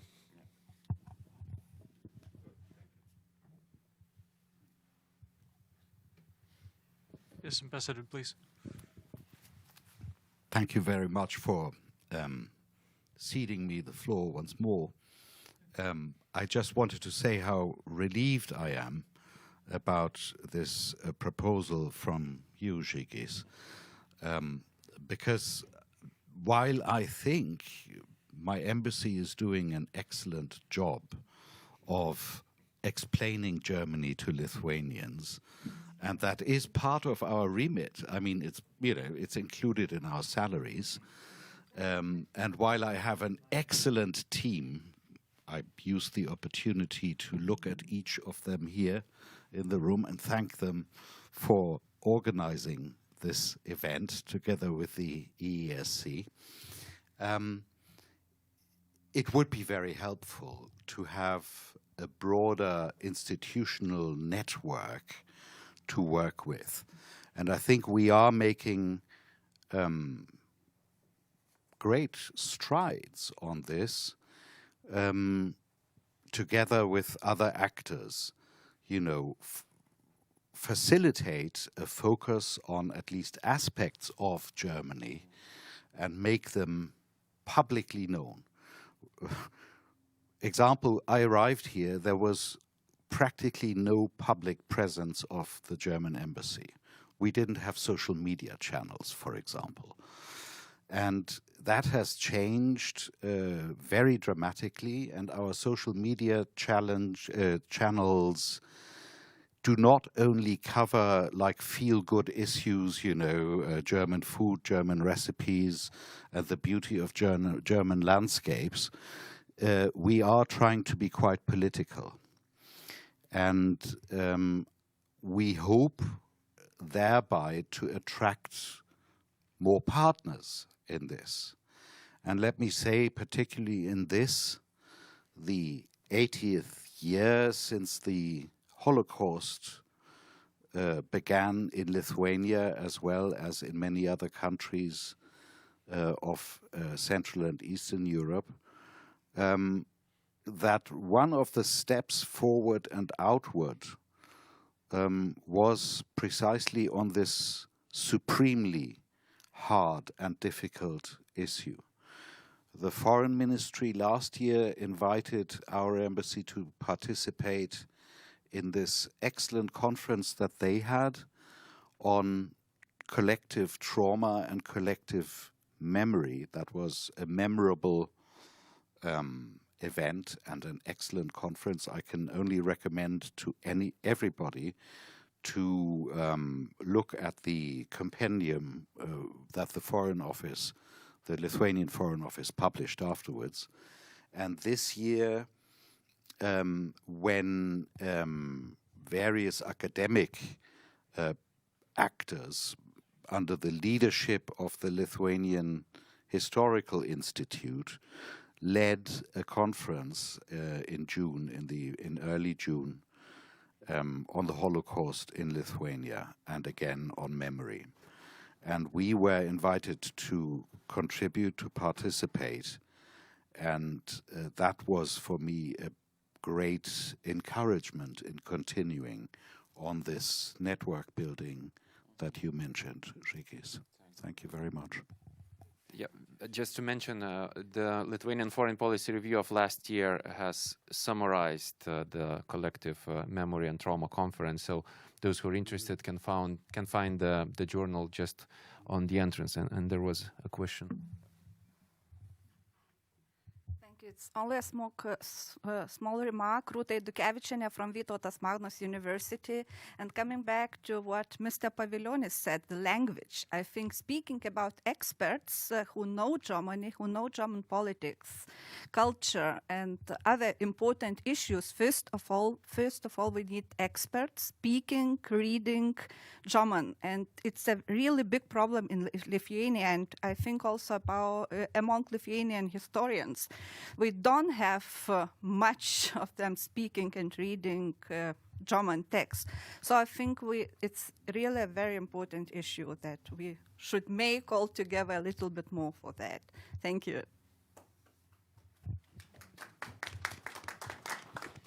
We have some time for a few more remarks or questions. Is there any? Yes. Justinas. His Excellency Ambassador already touched upon that topic about the common trauma and common memory of Europe. And in the last 100 years, I think in Europe we had a lot of things like that. World War II, Cold War, the collapse of Berlin Wall, collapse of Iron Curtain, collapse of Soviet Union, the great enlargement of the European Union. So how do you think, does this experience and common memories that touch, I think, all of Europe, united us or created some divisions between the countries and nations in Europe? There is such a, how to say, it depends. And it depends on a narrative, on an ability to listen, to understand, to show that we understand each other, that we feel each other, we are on the same level of understanding things, emotional level. It depends on our ability to enter into the dialogue. I already mentioned Professor Klaus Legevi, and according Klaus Legevi, that traumatic experience can unite us, not divide, not to play with us, not to ruin our lives, but it can unite us if we will allow for ourselves to understand some basic rules how to deal with traumatic past. And sometimes historians say that nowadays the concept of memory became even more important than history, because memory, it is probably the most important emotional thing which are always with us. Memory is somewhere hidden in the libraries, in the universities auditoriums, but memory speaks with us every day. We have time for one more remark or question.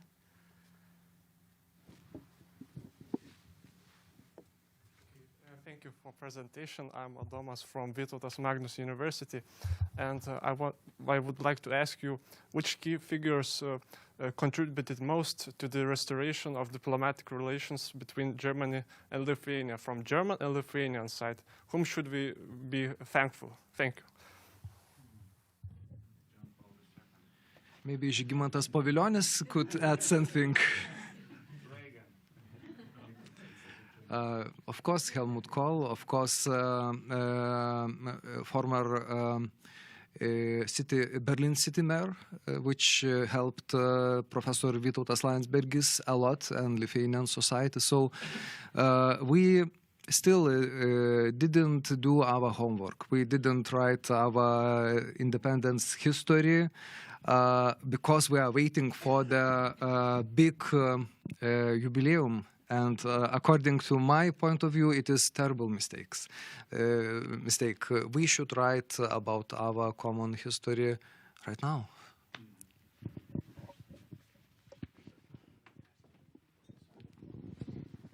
I'm very sorry to again take the floor, but I feel compelled to do so now that the issue of German language and its role in facilitating mutual understanding has been brought up in very concrete terms. I think this morning that we're having here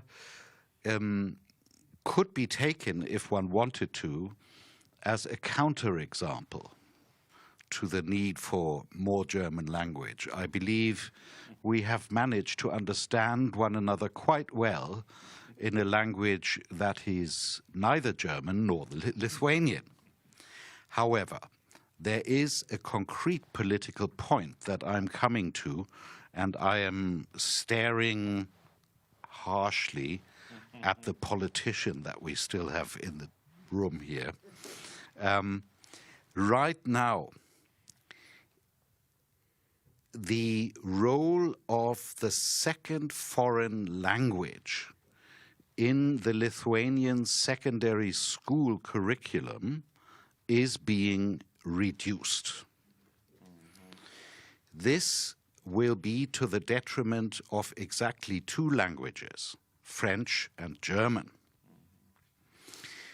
This is complicated. My French colleague Claire and I had a long discussion about it with the education minister. I am not sure that there is still time to correct this, but the point is that the second foreign language will lose in relevance for the overall grades that a leaver of the secondary schools system gets, and thereby lose in relevance for the admission to universities. That is, of course, something that I find a little sad. And while I am entirely willing to continue communicating in English, I think this is a step that is perhaps not quite in the right direction. Sorry. Maybe a little too concrete. Thank you very much, Ambassador. Thank you very much, everyone. Our discussion is already near the end, and to conclude our conference, I would like to once again ask His Excellency Ambassador Matthias Sonn to take a stand.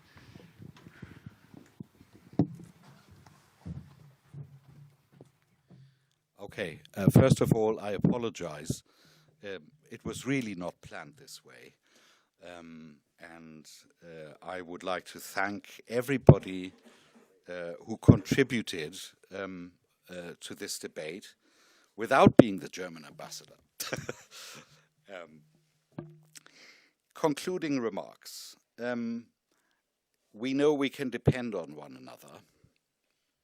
We know we have built on a very solid common experience in 1989 and since 1989. We have a very compatible political psychology, Lithuania and Germany.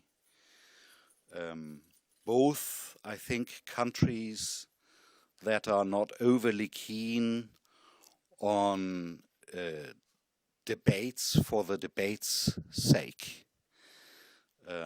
Both countries that are pragmatic in our basic instincts. We want to know what to do and how to handle stuff.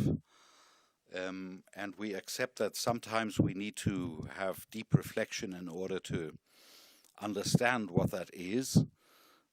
But mostly we are interested in outcomes, not in the debate. And this is the case even if Germany and its politics sometimes appear a little ponderous and process-oriented. The underlying aim is to come to conclusions and results and outcomes. On this basis, we can continue. And on this basis, I'm not sure whose task it is. I think, if I remember correctly, we have a new logo to present.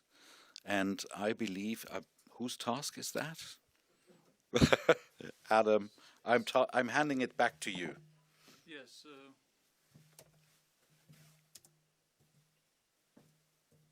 So this is a new logo to commemorate the bilateral partnership between Lithuania and Germany.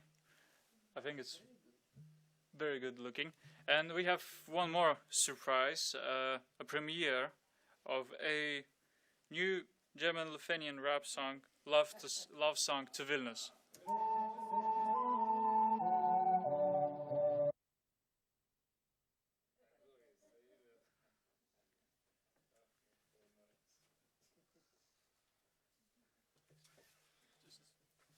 Yeah, thank you, because I thought this is unusual. It would make sense to have a few words to introduce this project. The program says Love Song to Vilnius. And the question that comes to mind is, how do you tell someone that you love them, her or him? And the first thing obviously that comes to mind is you can simply go and say it. Although telling someone, saying that you love him is not always the easiest thing to do, even practically. I will tell you about this in a minute. And it can be really hard to even say that you love someone. And deeds need to reflect these words. In life, you need to show that these words have substance. Now, a subcategory of the 30 years of relations between Germany and Lithuania are obviously the relations between Germans and Lithuanians. And I happen myself to live in such a relationship with my wife, who's Lithuanian, not 30 years yet, but at least more than 5. And it's proven to be quite substantial as well. So what can deeds show? When my wife, who was then not even my girlfriend yet, came to visit me for the first time in Berlin at the time, I made a present. Not to her, but to myself. I bought a book, a dictionary of German and Lithuanian language. We have spoken a lot about German language and Lithuanian, and I thought the best and most substantial way to show her that I'm serious about this is to take upon myself the task to learn Lithuanian. So to invest time and attention to the language, to her culture, and by this to her.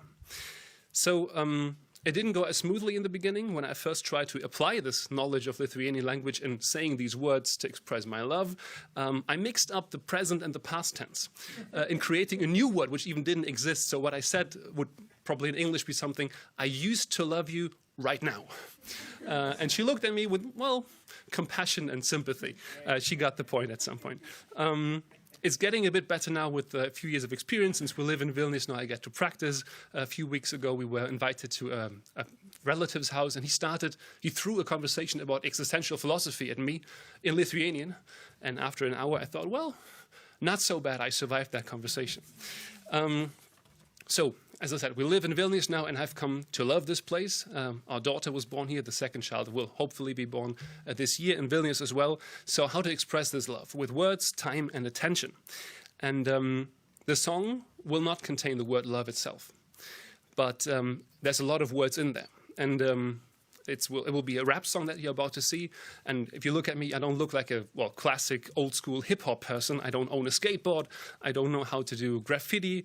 And cannabis, I associate more with an ingredient for bread than something that you would smoke.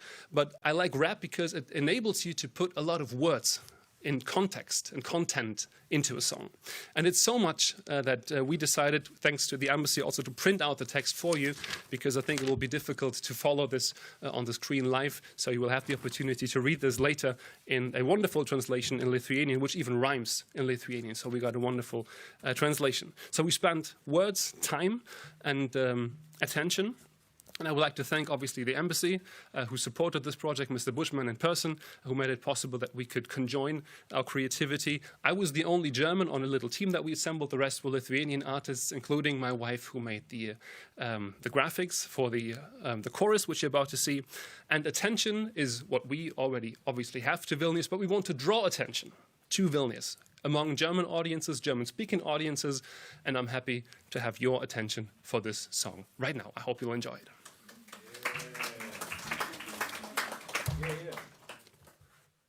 How do I start?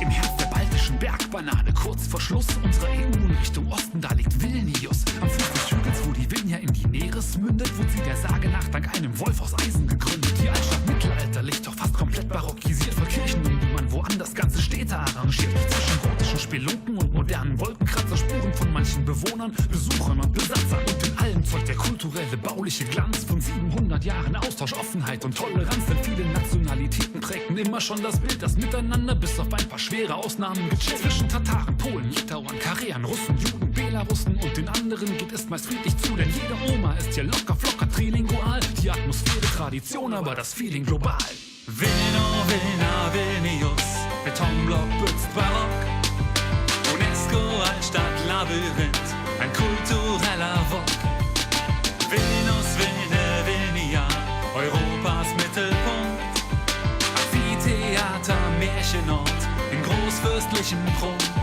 Die Stadt hat viel viele schicke Beinamen wie östliches Rom, ein Kapitol der vielen Kirchen und dem prächtigen Dom. Auch als Jerusalem des Nordens wird sich gern auf sie bezogen, denn es gab hier früher einmal über 100 Synagogen. Wenn dir auf der Burg ein frischer Wind um deine Nase weht, genießt du für eine Hauptstadt ziemlich nice Luftqualität, sodass man beinahe denken könnte, Vilnius läge am Meer. Sogar den Strand bringt dir der Bürgermeister kostenlos her. Innovativ ist aber nicht allein der Fremdenverkehr. IT- und Startup-Szene, Fame, wenn nicht sogar legendär. Hier am Regierungssitz des einstmals größten Staats Europas bist du in der City auf der Top Financial Times Investmentliste. Und von 50 Jahren Sowjetzeit hat man sich weit entfernt und dafür Freiheit und Verantwortung neu schätzen gelernt. Heute tagt ein freies Parlament im Haus der roten Bengels. Es blieb nicht viel von Marx, aber die Stadt ist voller Engels. Vilno, Vilna, Vilnius, Symbol und Monument der Freiheit, weil man ihren Wert und Preis nur zu gut kennt. Musik, Poeten, Künstlerstadt, und suchst du nen Beleg? Nimm Opern, Bühnen, Galerie und Literatenweg.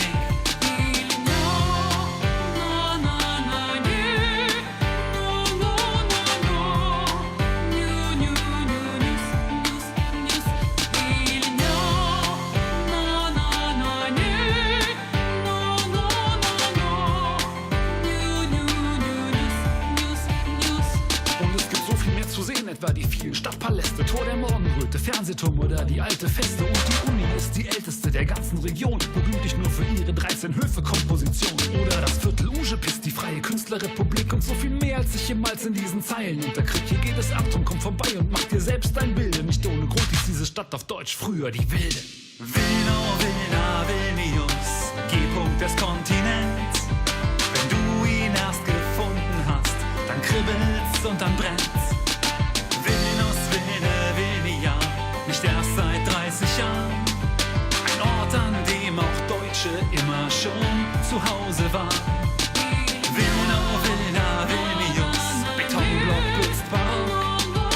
UNESCO, Altstadt, Labyrinth, ein kultureller Wok. Man nennt sie Rom des Ostens, doch ich komme zu dem Schluss. Ist eigentlich nicht Rom, vielmehr Latino Vilnius.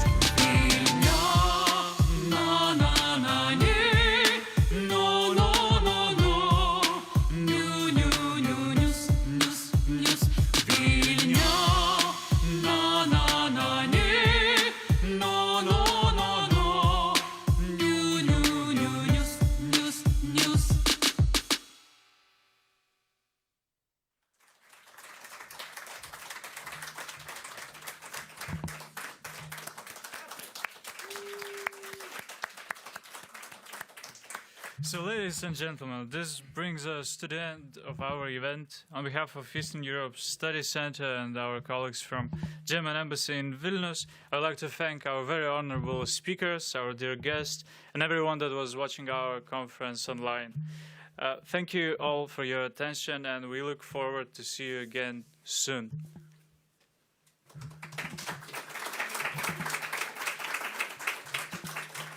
And also we invite everyone